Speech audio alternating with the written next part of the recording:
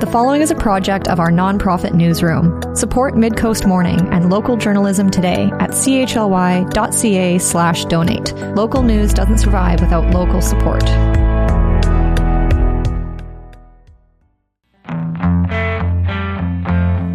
Hello and welcome to Midcoast Morning. I'm Joe Pugh. Qualicum Beach has a plan to make dozens of acres of green space publicly owned without having to raise taxes. The town has reached an agreement to buy the Eaglecrest golf course for $8.5 million. The goal is to cover the purchase price by selling about 10% of the newly acquired lands, which would then be developed into housing. It's anticipated there would be around 40 acres of new parkland with a 9-hole golf course continuing to operate. The deal is subject to due diligence and public consultation. I spoke with Qualicum Beach's Director of Planning and Community Development about what he called a once-in-a-generation opportunity. My name is Luke Sales. I'm the Director of Planning and Community Development for the town of Qualicum Beach. And could you tell me, how did Qualicum Beach come to an agreement to purchase what's now the Eaglecrest golf course?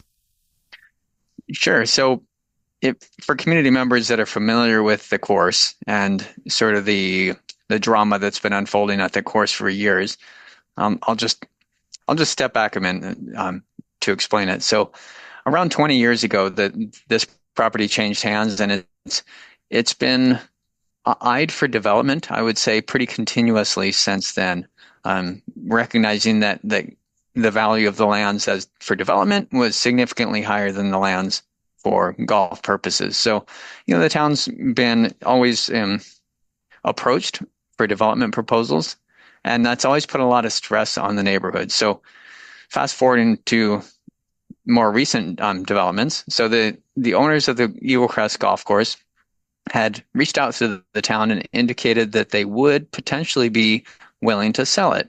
And so that started a discussion between the current owners and the town of Qualicum Beach. Very clearly, the town saw an opportunity here to provide some long-term assurance to the community in terms of what the future of that golf course would hold. It's got tremendous value to the town. And not only is it a recreational asset, but it's got historical value. The Queen visited there many years ago, and it's incredibly important. Also, the lands that even aren't used as a part of the golf course, they have a lot of recreational value. People use those as walking trails, and there's beautiful trees and natural habitat and things. So when council heard that this might be an option, we started actually pursuing this in earnest and discussing with the owners. And that discussion's been going on for quite some time. Lots of offers and counter offers and discussions along the way. And earlier this year, the discussions got to the point where it seemed like there wasn't a path forward. And so the town announced to the public that we had reached a standstill, essentially.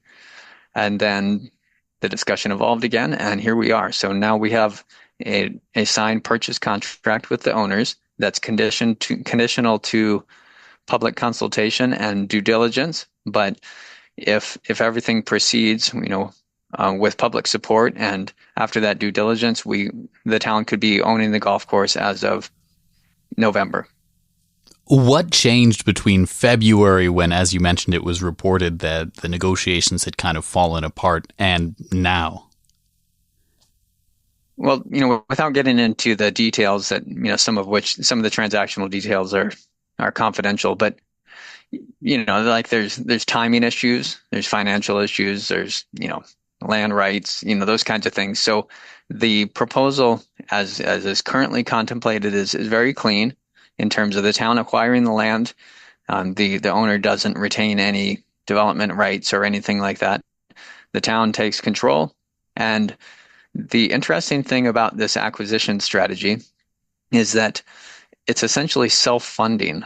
So the town recognized that there were lands that were part of the transaction that would be viable development lands that in a way that didn't really negatively impact the community. So those lands were flagged, and the idea is that we would actually be initiating the development process on those lands and then selling them, and that would fully recoup the purchase price. So at the end of the day, the town would be getting, a 9-hole golf course, lands for the 9-hole golf course, around 40 acres of essentially parkland, and at no net cost to the taxpayers. So as a package deal, it started to make a lot of sense.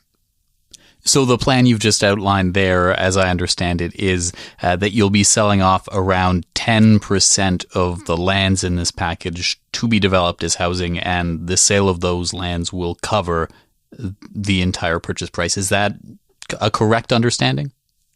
That's correct. Yeah.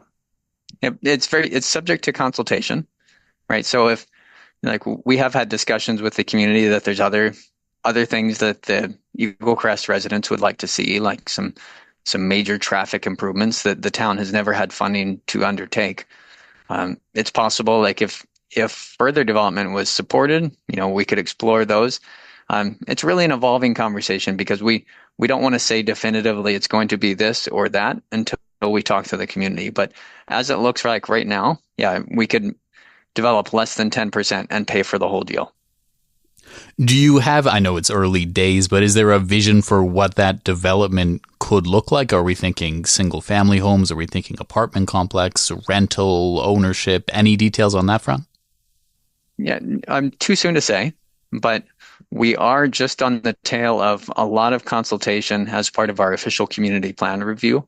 And we have a pretty clear idea of the types of development that is supported by residents. And I think you're right in kind of flagging that our residents definitely prefer a lower scale development pattern that would be kind of more compatible with the existing neighborhood, which is essentially single detached residences. So, we're not looking at any high intensity like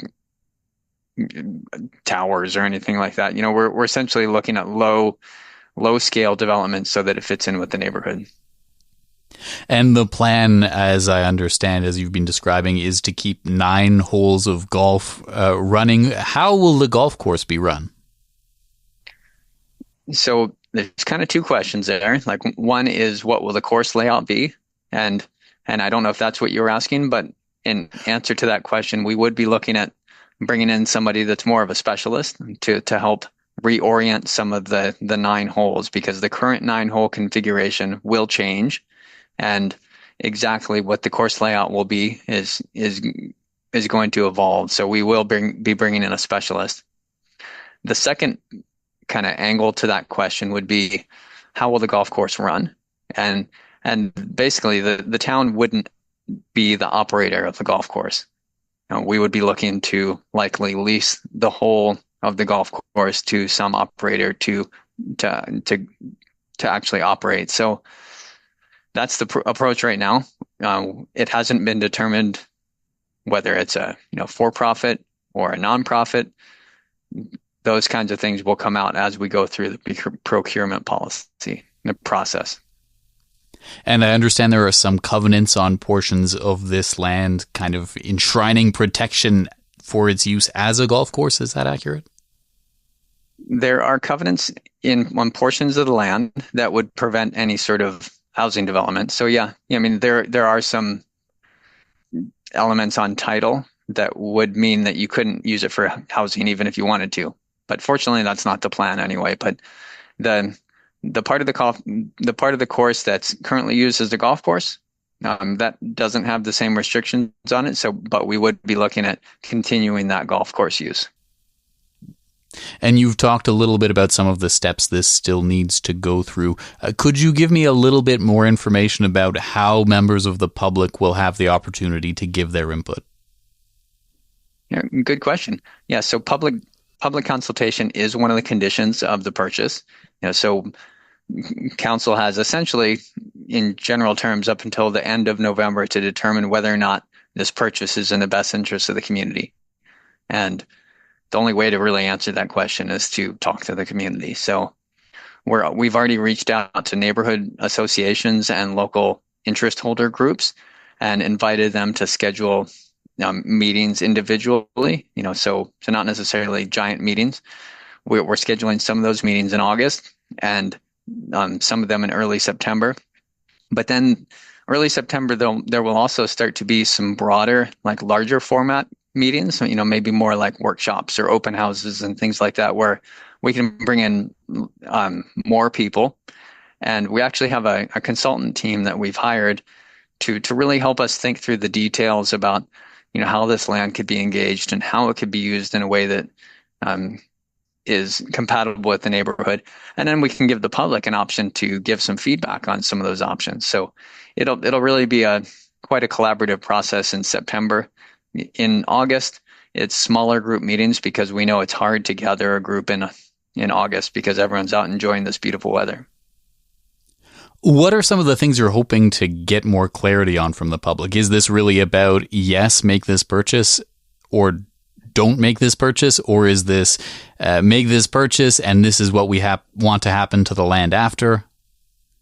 Well, when you talk to the public, it's usually a yes-no question is usually not the best way to start discussion.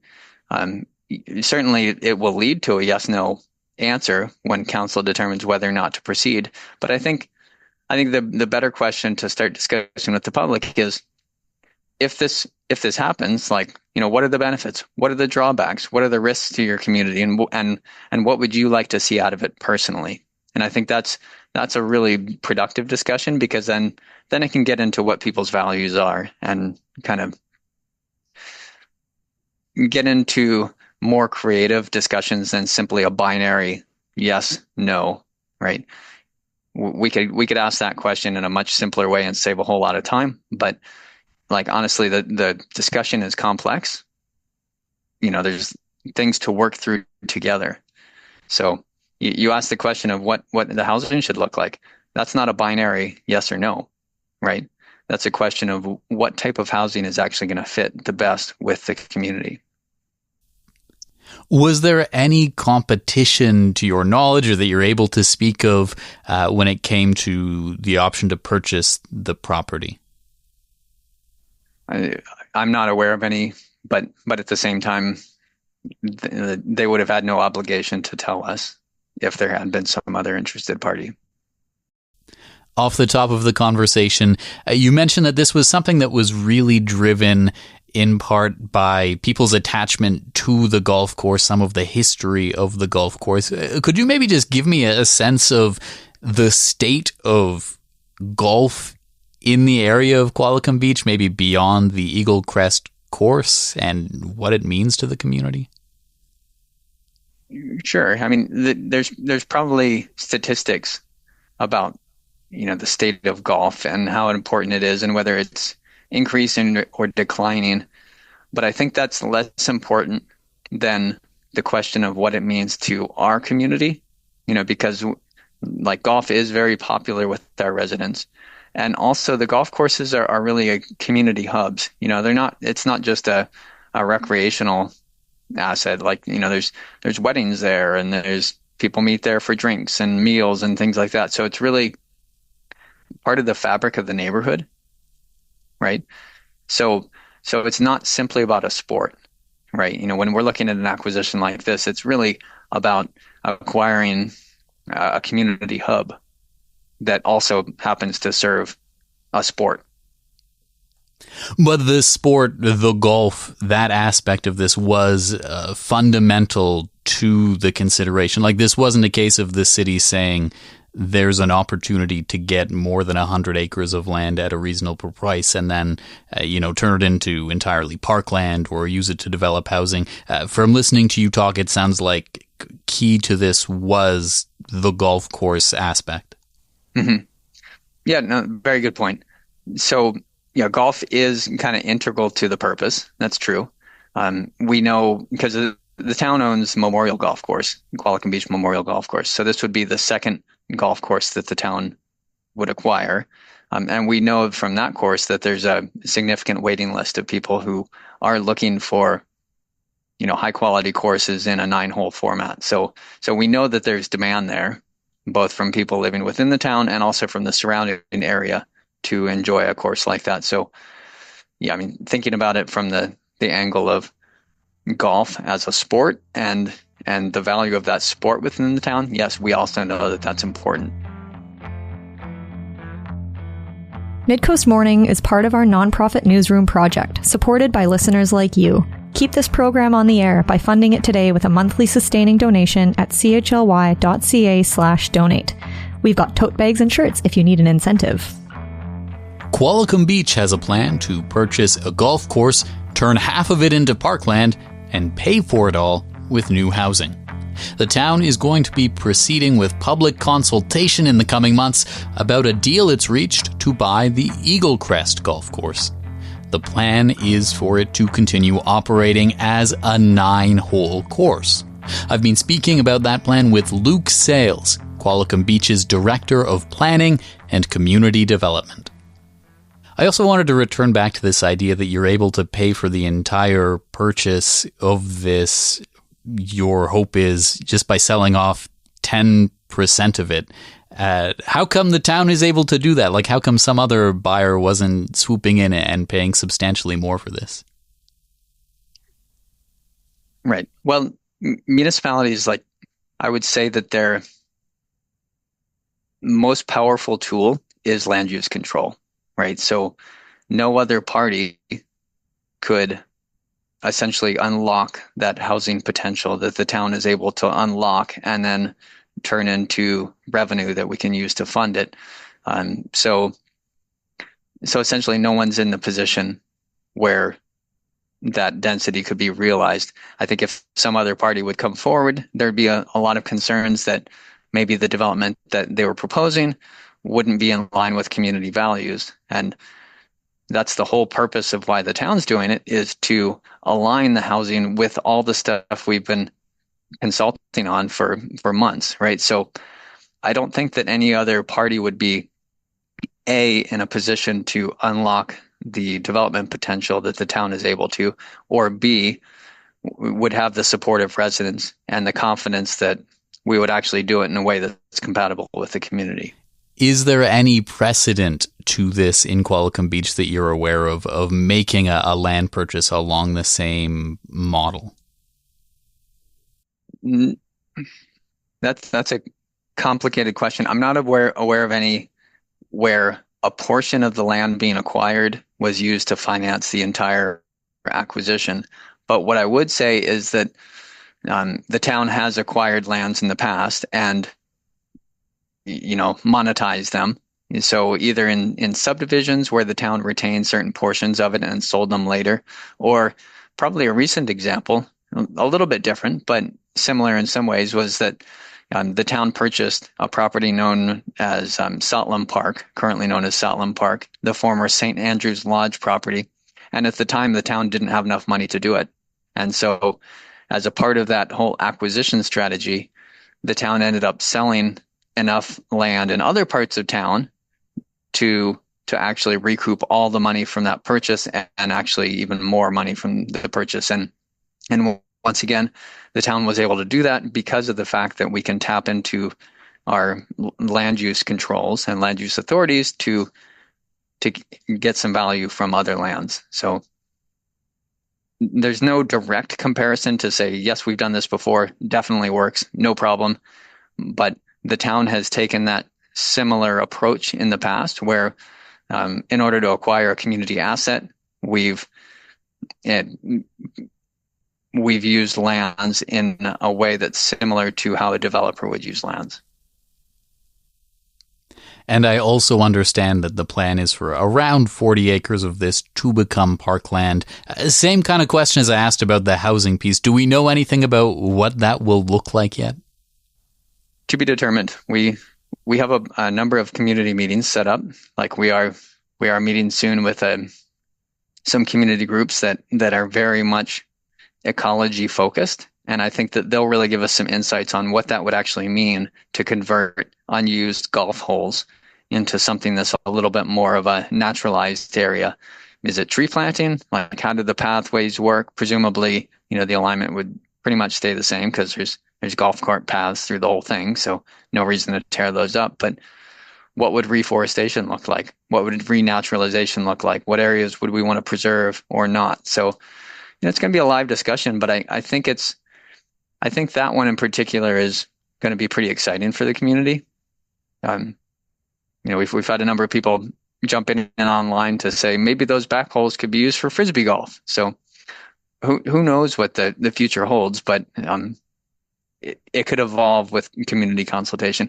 We just knew that 40 acres was really valuable, not for golf, not for housing, just for recreation and preservation of the natural environment.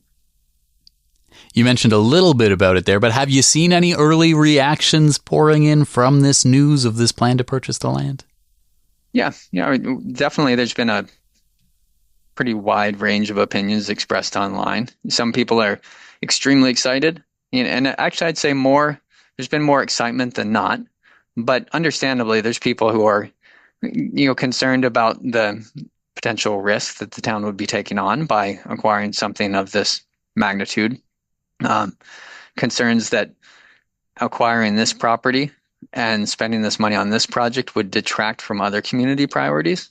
So some people online are saying, well, why this? Why now? Why aren't you doing X other project? And they're all valid perspectives, right? And the challenge is trying to balance all those perspectives to see how we can move forward in a way that kind of addresses everybody's needs, if not every one of their desires. Would you have any response that you'd like to give to some of those maybe most common criticisms you've seen leveled? Sure. Well, we spent a lot of time before announcing this whole deal overall and put a lot of thought into our frequently asked questions document that we posted online. So to be perfectly candid, a lot of the negative responses that we've read online are people that haven't actually read the documentation in the first place, because they're asking questions or expressing concerns that we've specifically thought through and we've already answered online. So I mean, rather than reading through them all individually, I think I would just say that almost all of the concerns that we're hearing online are concerns that we anticipated because they're, valid concerns, and we've already addressed them. So those would be things like concerns about maybe what people could see as the risk of making such a large purchase as this one? That's right. For example, whenever development occurs, people are concerned about traffic, right? So there's, in the frequently asked questions, how will traffic be addressed? Will there be a traffic study? Yes, and kind of outlines what that approach would be. Why are we doing this? What are the benefits to the town? Why would we be taking on this, ambitious acquisition? And then, kind of spelling out what council saw as the benefits. There's always a concern that the town has made a decision without public input. So there's information online about the public engagement process and about how the town will be undertaking consultation before any of these land purchases or land sales occur. Kind of general things like that. So we've worked with the public a lot, and so a lot of concerns that are expressed either online or in person are concerns that we've heard before, right? Because they're ongoing community concerns. Traffic is not a new one. Like that's always an issue and always something we need to think through in advance. Is there anything else you think it's important to let the public know about this plan to purchase the Eaglecrest golf course? Yeah, absolutely. I think one key factor, and I think it's important to let people know that council sees it this way, is that they really see this as a once in a generation opportunity. And I know that sounds kind of like grandiose, but when you look back through the history of the town, there's been a few key decisions that had council made a different decision, the community would not have been the same. And examples of that would be when the town acquired Memorial Golf Course in the 80s. That was a huge amount of money for the tax base at the time. And people probably saw that as a big risk. I'm sure there was naysayers and people expressing concerns.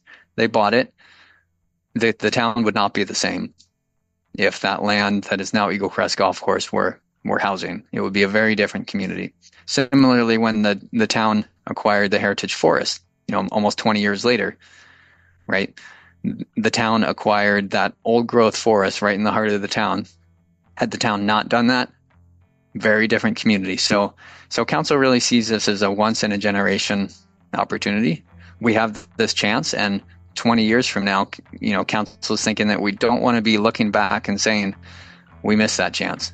So, not saying that it's 100% going to go through, but if we don't explore it, if we don't give it a try, we'll never know. Luke Sales, thank you so much for taking the time to speak about it with me. Yeah, Joe, good questions, and a real pleasure talking with you. Luke Sales is Director of Planning and Community Engagement with Qualicum Beach. We were talking about plans for the town to purchase the Eaglecrest golf course lands. The conditional agreement allows the town to cancel the purchase if public feedback or technical assessments suggest the agreement is not in the community's best interest. The town has until November 1st of this year to complete its due diligence. Public consultations on the matter are expected to begin next month. Public open houses are scheduled for the week of September 8th through 12th, according to the town's website. People can email their comments to qbtown@qualicumbeach.com. That's our show for the day. Thank you for joining me. I'm Joe Pugh, host and producer of Midcoast Morning.